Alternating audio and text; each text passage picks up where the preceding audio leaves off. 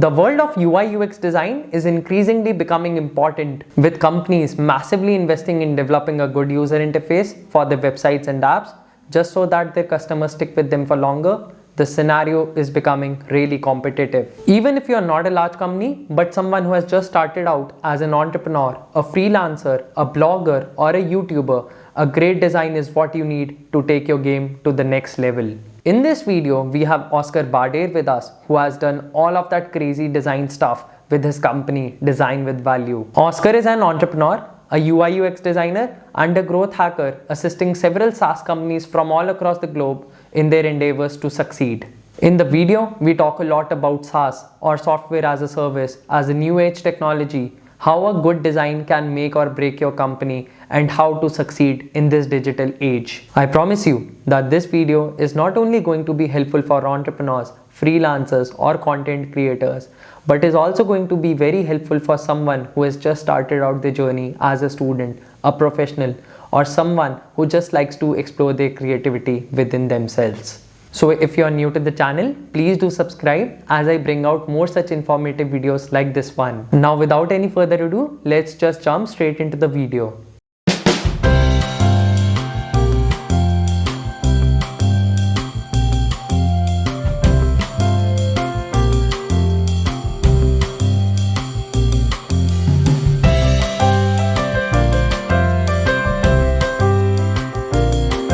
Welcome to the podcast, Oskar. Thank you so much for joining us. It is really a pleasure hosting you today. How are you doing?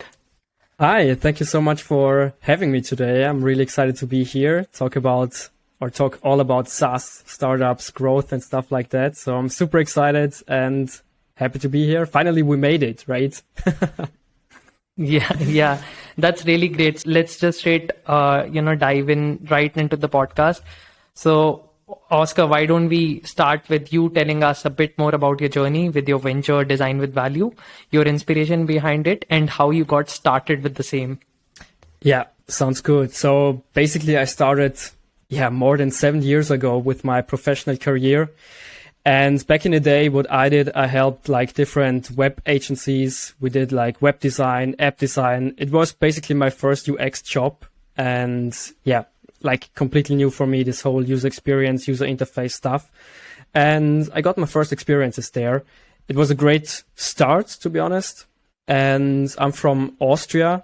I moved 4 years ago. I moved to Munich and I supported MetaFinance. MetaFinance is a wholly owned subsidiary of Allianz Technology SE. And at MetaFinance, we had a great design team. We were 5 people. And what we did was like also web design, app design, but we also designed new products for Allianz itself and also internal software for Allianz. And last year, I founded my own company, which is called DesignWithValue. And what I do right now, I help startups and SaaS companies to get new customers, but also retain customers. And oftentimes people ask me, hey, why do you actually focus on those two things, like getting customers and retaining customers? And what I always tell them is, let's think about it like that. You release an app, you have a great product, you release it, and in the first week you get like 100,000 downloads. And you're super excited, it's time to celebrate, and everybody's happy on your team. And a week later or a month later, let's say 70% of those people drop off. They just delete your app. And that's really a horror scenario. You don't want to happen that to yourself, to your product. So that's why I focus on getting new customers, but also retaining those customers. And retaining customers is also, it's so important that it's something that I thought myself of, okay, let's focus on this as well. For every SaaS business, having an active customer base is like the lifeblood. And that's what I do with DesignWithValue.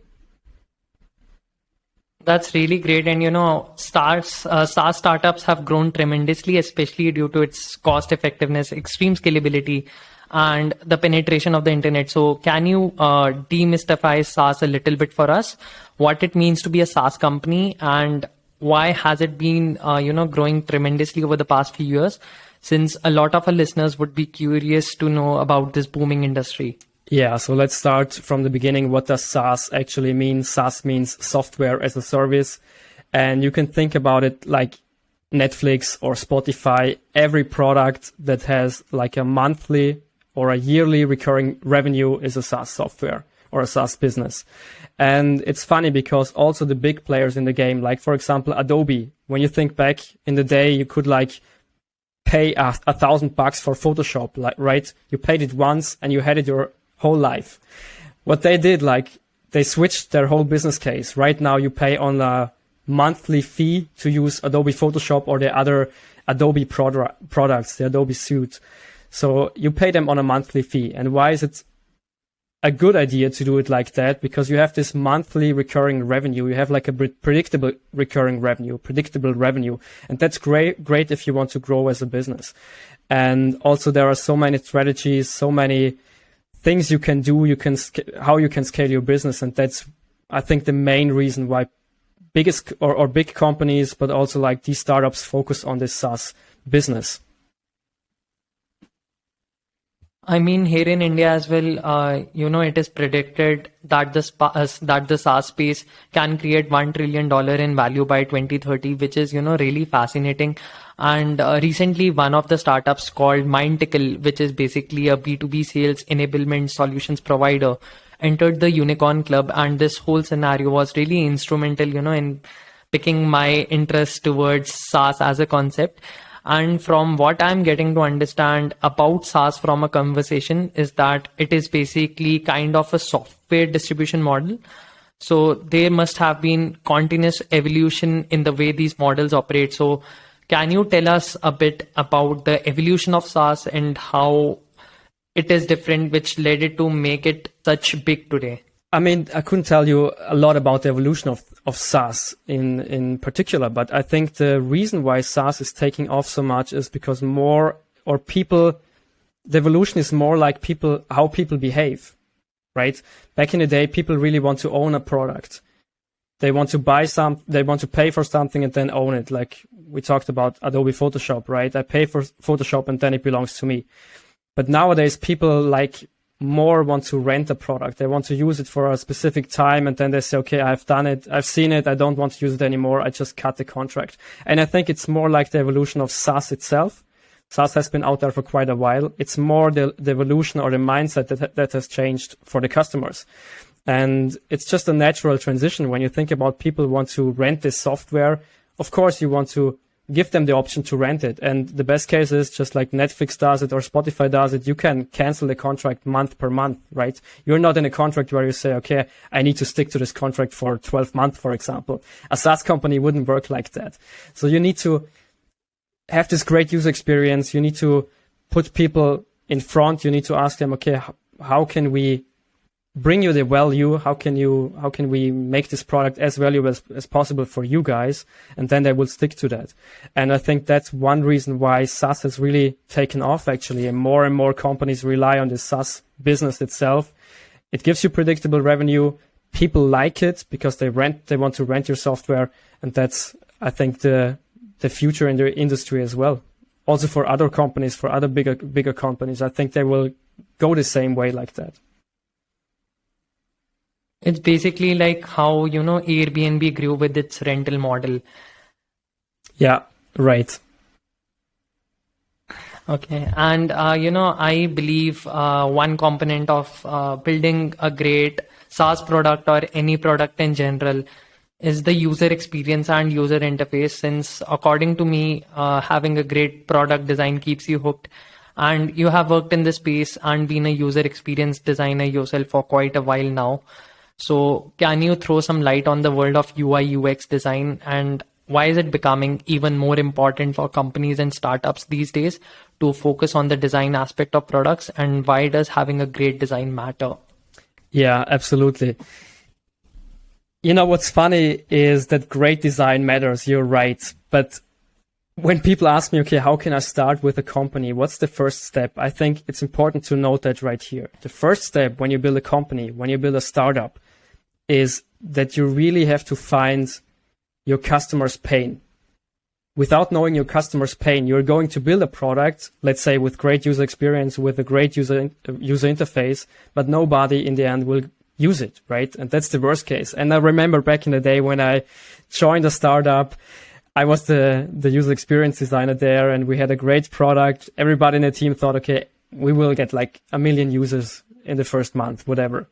We were really excited about the idea, and it was a great idea, to be honest. What we did, or what we never did, was user research. We did never market research, never a market validation. So we designed the product. We had a developer team. They developed the product, and then we released it. And in the end, nobody used it. So that's really the most important thing. Think about the customer pain you're going to solve. Ask your customers, is our solution the right solution for you? Are we solving your problem? And that's the first step to build a successful company, a successful startup.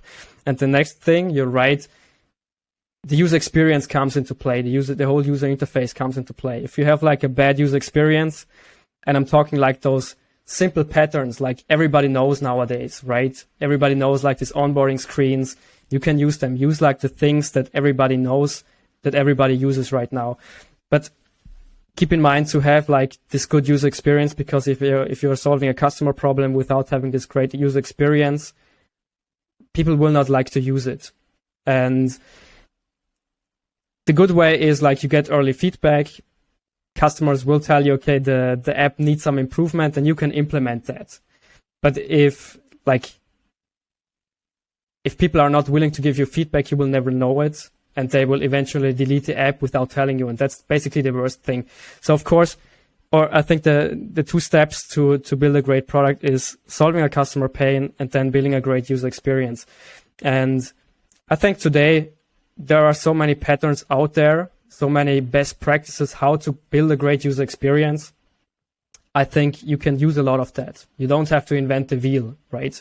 You can use best practices on how to do onboarding, best practices on how to create like a great landing page or great website, whatever. Go with the best practices in the first place, and then you start testing. Yeah? Then you start trying out, okay, let's see, we have this app, we have this onboarding experience. What if we cut like one step of this onboarding experience out and we get people faster to value, right? I think that's very important. Always think about when you're designing this user experience, what do people actually want to achieve? How do they define success? And how can we get people fast to this success? How can we make them successful? I think that's the most important thing when you design user experience. How the color of the button is not that important in the first place. It will be important later on, but getting user to the value, that's the most important thing when we talk about user experience. Yeah, I mean, that is so on point, and it would really not be a good situation at all if the product itself lacks weight in terms of the problem it is solving. So design and user experience, from my understanding, is that one component, but it is also important to focus on the problem solving component of the product or of whatever is that you are building. So that is a great point which you made just here, and that really adds a lot of value to the listeners over here as well. And I believe I truly resonate and believe in this quote by Joel Spolsky, who is the creator of Trello, which basically is that design adds value faster than it adds cost. And I believe that is truly the hallmark of what it means to develop and design a superior product or service. Because according to me, if the design is great, the experience is great, and you will automatically start falling in love with the product. To that fact, I also have these, design thinking cards here. You can actually see them, and these cards actually opened up a whole new world of design for me, and are truly like these small nuggets of knowledge for me. In fact, I was also, reading about the really interesting hooked model, which is essentially a 4-phase process that businesses can use to create products or services used habitually by customers.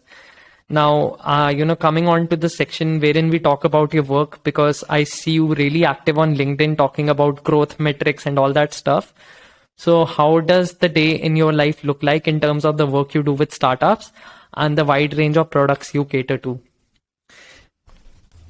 Sure. So I want to add something here to this quote you mentioned. I really like this quote, and I think I agree to that. Design adds value. But when you start as a junior designer, let's say, like me 7 years ago, right, you think about using design to make things beautiful. And that's really not what I do right now, or what I do now with all this experience I've gathered. I think design adds value because you can, with design, with a great user experience, with a great user interface design, you can really you really can improve your business metrics, your KPIs. For example, let's say you want to increase your conversion rate on your website. You can use design to do that, right? It's not like anything in the developing part or stuff like that. It's the design, the user experience. With these things in mind, it's important to do the design. It's not about making things beautiful. It's about improving the business metrics with design. And then the next step is making things beautiful. And that's basically what I do. And that's basically what a day in my life looks like. So let's say a startup comes to me and says, okay, look, Oskar, just a recent project I had. Look, Oskar, we have like a website. It doesn't convert. We have this great product, but people are not downloading it, even though we are getting a lot of traffic within the website. And what I do then in the first place is starting to better understand what they are doing. What do you want to achieve? How do you define success? And let's say the startup tells me, okay, success would look like we get like 100 new subscriptions this month, right? And then we think about, okay, let's think about this user journey. Where do people come to our website? Where do people jump off? What's our conversion rate right now? So we look at the business metrics in the first place. And that's important to me. I, as a designer, I not only look at the design and say, okay, this doesn't look great. I want to understand the business case in the first place. And the second part then is to think about the website and think about, okay, how can we improve the design to get the conversions we are looking for? And this could be, for example, like really a user interface part. Let's say we like put the button more to the top so people can see it immediately without scrolling, or we change the color of the call to action button. So this could really be the design in the end. But this is just one part of my daily job. Another thing, and that's where the growth hacking part comes into play, the marketing part comes into play, is, it's startups. A lot of startups focus solely on ads, right? They want to get the word out. They want to get more people signing up for their product. And what do? They use like Facebook ads or Google ads. The problem with that is that in no time it gets super expensive, especially if you want to rank for high competitive keywords. And what I do, I help them to find new marketing channels with a better customer acquisition cost. Let's say, for example, okay, we are using currently Facebook ads. What could be another channel to get more customers? And another channel could be like content marketing or social media marketing, anything like that, which has like a higher investment up front, but the returns will be longer in the end. And when you think about sales, when you think about ads, you make an ad and a week later, nobody talks about it anymore. But when you create like a piece of content, a valuable piece of content that people like, they will go to your website, they will download the product. So that's another thing of my daily business, helping startups to get new marketing channels with better customer acquisition cost. That's really wonderful. And since you talked about business metrics especially, so what do you think about designing a particular product, especially by analyzing data and deploying tools such as we have heat maps these days, which are quite instrumental in analyzing how a particular user is behaving on a website, what all buttons he or she is clicking and how many times he or she is clicking that button. So what, in your opinion, is data-driven design, and does that ultimately help to make better products or services? Yes, I believe so. And I love it because I remember back in the day we had it was an app with a pretty big user basis. Like I think it was like 500,000 users were actively using it within Europe, Asia. It was a global product. And the funny part is that there was no tracking at all. So we didn't know where people dropped off or how often people clicked a certain button or where people got stuck within the app. So I think data-driven design is designing with those metrics in mind, tracking your users, seeing exactly where are users having problems and helping them to achieve their goal. And without tracking your users, without tracking the click funnel, or seeing those heat maps, you cannot improve your app. Like, let's say you have like an app or let's say you have a website and you don't see how many people clicked it, how many people dropped off, how many people had issues there. And then you tell me you want to change the button or you want to change the wording. How can you see if you're like improving your business or not? You need to track those numbers, because only then you can test. And this testing mindset, this experimenting mindset that you say, okay, I want to like run 5 experiments per week or per month and improve our metrics. I think this is one of the most important things when you want to grow your business. You cannot say like, we are doing like one experiment and everything is going to be great. That's not how it works, actually. You have to do a ton of experiments, and those little improvements compound. And that's, I think, is the most important thing when you want to understand growth. It's not this one hack. It's not this one thing that you do that all these gurus talk about, like do this coaching and in 1 week you get like XYZ or $1 million revenue. That's not how it works, actually. How it works is you have a plan, you have like your best practices in place, and then you do those little experiments on a regular basis, and you improve your business step by step. And one day you will wake up and see the growth you wanted to have. It's essentially those small baby steps which you take to reach your goal. Absolutely. And I think it's important to note that, because many people think, wow, hey, here's a growth hacker. What's the one growth hack you can tell me that we get like 100 new or 100,000 new customers? I have no, because there is none, right?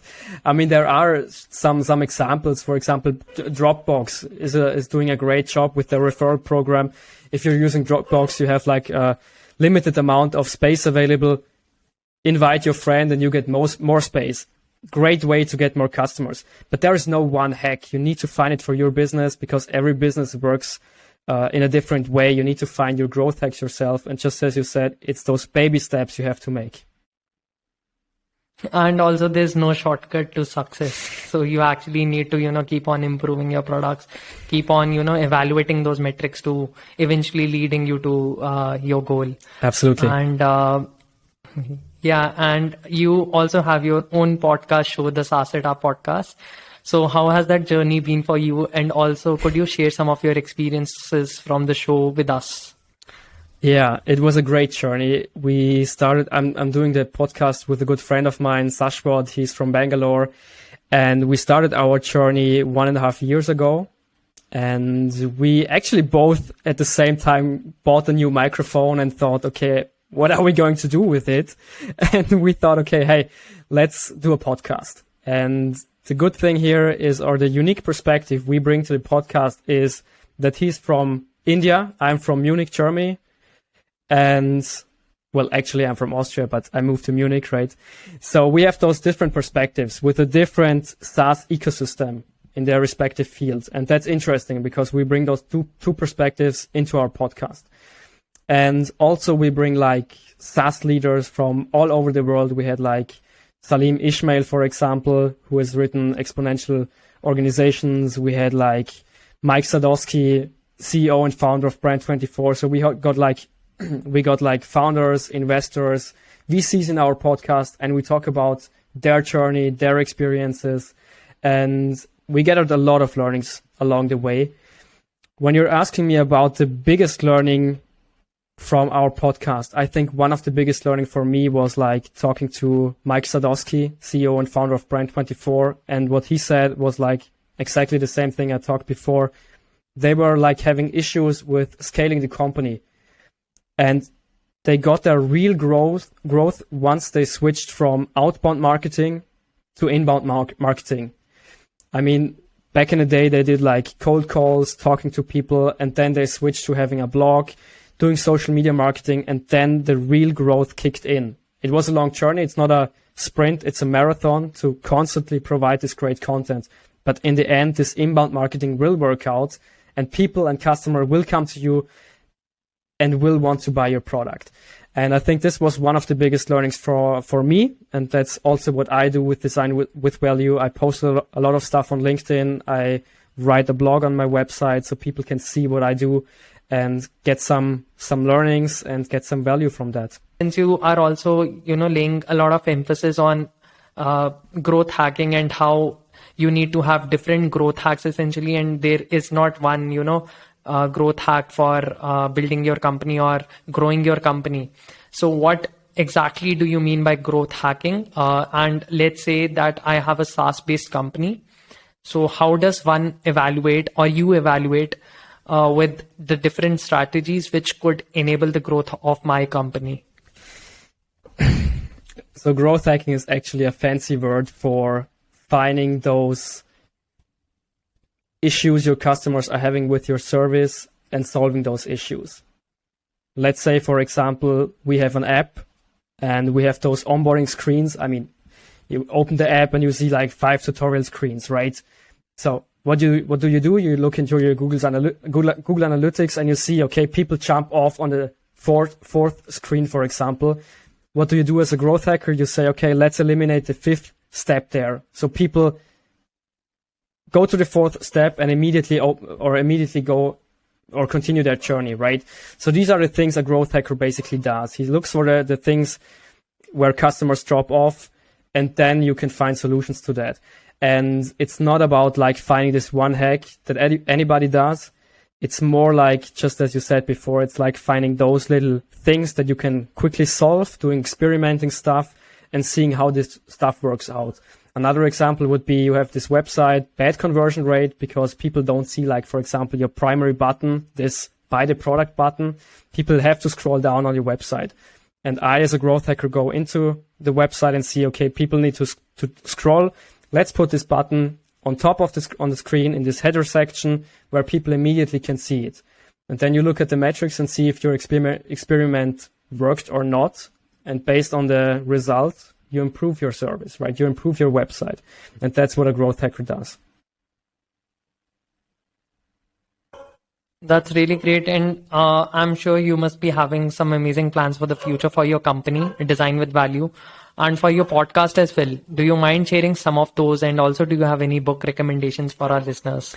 Yes, I do have some great plans with Design with Value. What I would like to do is, so what I've been doing in the past is building workshops for customers, like workshops, for example, where we say, okay, we want to find new marketing channels within these workshops. And at the end of the workshops, we have like 3 new marketing channels, right? So the company can really use them with actionable tips. So they know exactly, okay, how can we like use this new strategy to get new customers?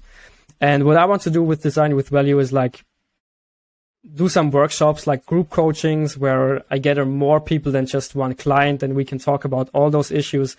And I think the beauty in that is like people can learn from each other, right? If you get like 3 CEOs in one meeting and they can ask questions, everybody will get more value from that. And I think that's a very good approach to help more people within the same time.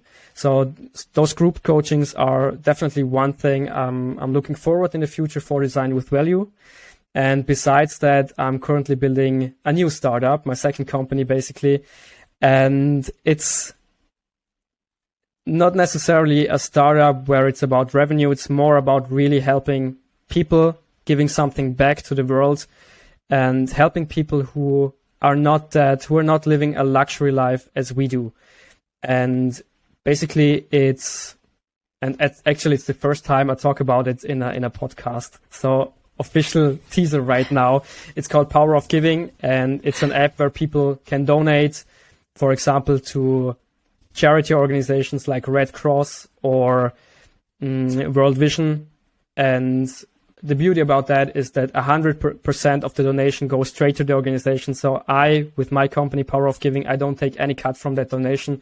I really want to help people to easily donate, because funnily enough, it's not that easy to do that nowadays, right? Because like when you want to donate something, you have to go to the website, you have to go to the right page, and then you have to put in your credentials. Power of Giving is here to help people easily donate. So that's another thing I'm really looking forward to. And you asked me about book recommendations. The book I always recommend, and I come from a marketing perspective, is Content Chemistry by Andy Crestodina. And it's exactly about that. It's about how to build great content that your customers love, that potential customers love, and that they come to you because they want to buy your service because you provide a solution. It's about inbound marketing, best practices about inbound marketing, content recycling, all that stuff. And I've used those practices myself for now 1.5 years, and I'm very happy with the results. So I can really recommend this book to anybody who wants to build his or her own company, because it's a great way to get new customers and keep your customer acquisition cost quite low at the same time. That's a really amazing thing which you have started working on, and I'm pretty hopeful that it will grow and it will actually change the world. And since you also laid a lot of emphasis on content marketing, so what do you think about content marketing in the new era, especially through Instagram Reels, and then we have Clubhouse as well? So what is your opinion about content marketing for your SaaS startup through those particular platforms? Yeah. So the biggest thing is to think about your target audience first.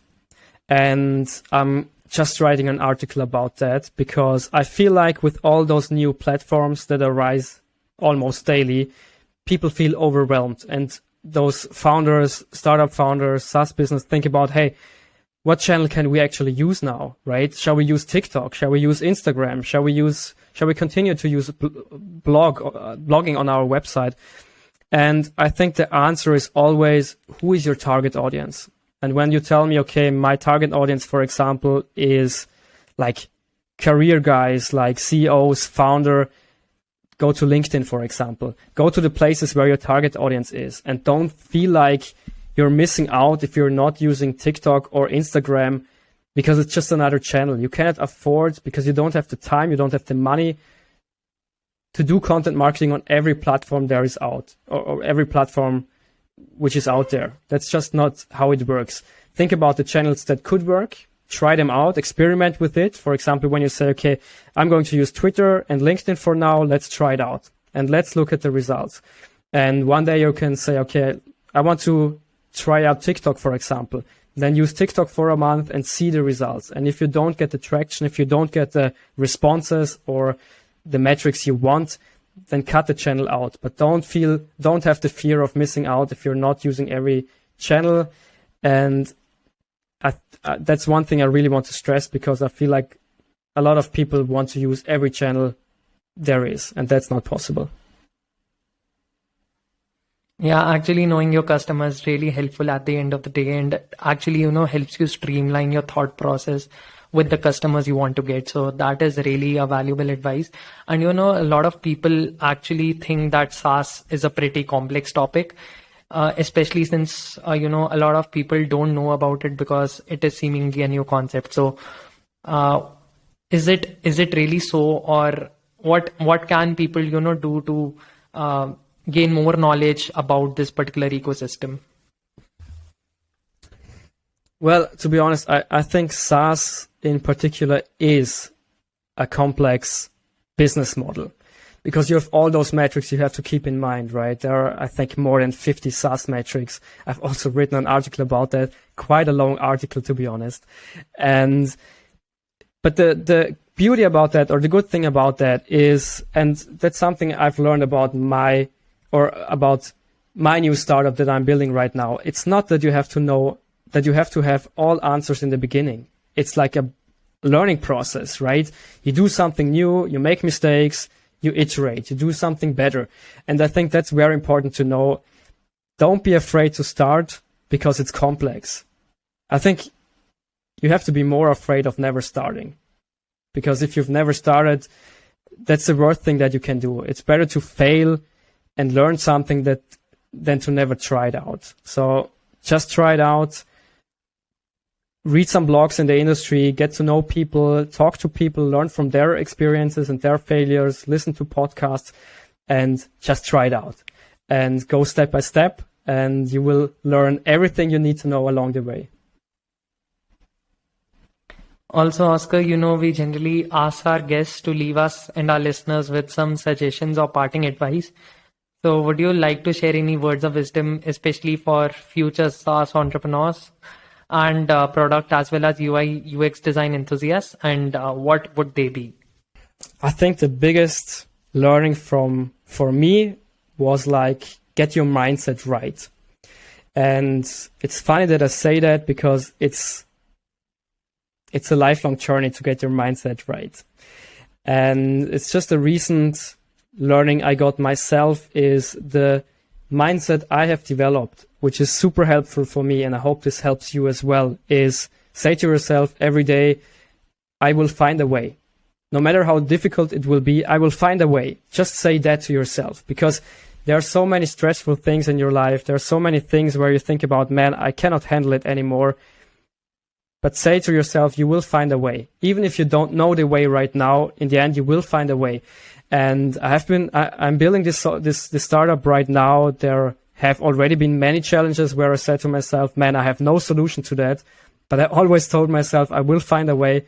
And right now, to every problem I had with this startup, I found a way. So tell that to yourself, get your mindset right, and believe in yourself. I think this is the biggest recommendation. I think this is the biggest thing to get right, and then nothing can stop you.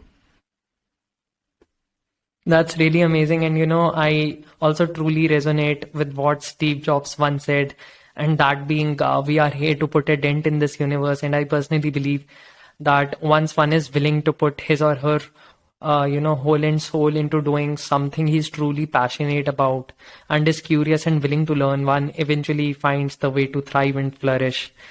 So that is one quote from Steve Jobs, which, really makes me motivated, really makes me push harder in life.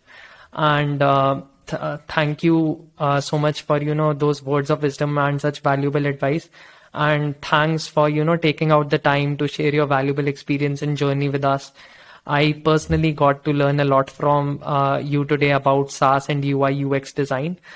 And I'm sure a lot of our listeners would have got to learn a lot from this episode as well. Thank you once again and wish you the best. Thank you so much for having me. I really enjoyed it. Thanks so much.